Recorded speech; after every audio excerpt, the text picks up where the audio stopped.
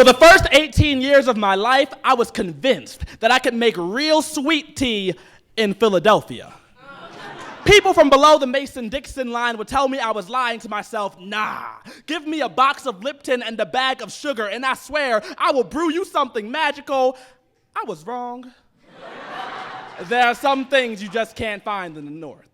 This past summer, my family moved down south, carpet-bagged our apartment in West Philly, and moved to El Dorado, Arkansas. Not El Dorado, but El Dorado. In the same sense that there's a Versailles in Kentucky, there's an El Dorado in Arkansas.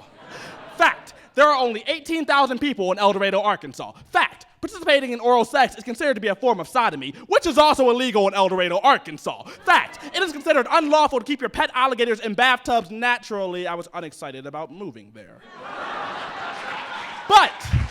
But the first meal I had in this town was at the Good Times Grill. The waitress, a Southern belle with a smile bigger than history, eyes the color of every ocean that Arkansas would never touch, yaws and howdies cricket-legging off of her tongue. She gave me my first glass of sweet tea, and it did not taste like Lipton and sugar. It tasted like God and juvenile diabetes. When the meal came, the string beans were a religious experience. The frog legs tasted just like chicken. One bite from the baked potato made me want to slap my mama. God damn. I want to call this place home. This flavor almost made me lose the aftertaste of history. The foundation upon which all of this was built.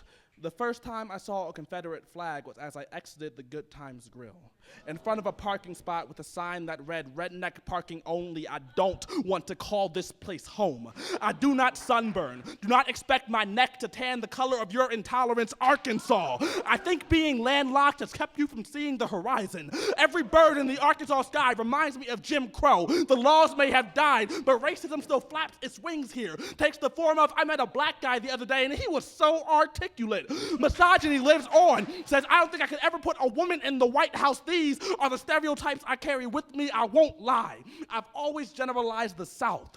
I was too surprised when no one here dropped an N-bomb, when no pitchforked old man made the mistake of calling me boy. I'm from the North, so I can't help but see ghosts down here.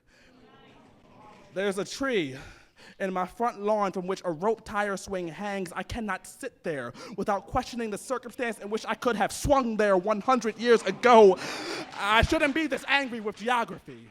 Most people here smile, say please, yes, and thank you, ma'am. I'm living inside contradiction. But one of us needs to move forward from this civil war. She gave me a glass of sweet tea. I asked her how she got it to taste so good. She said the secret's in the recipe. It's been in her family for generations.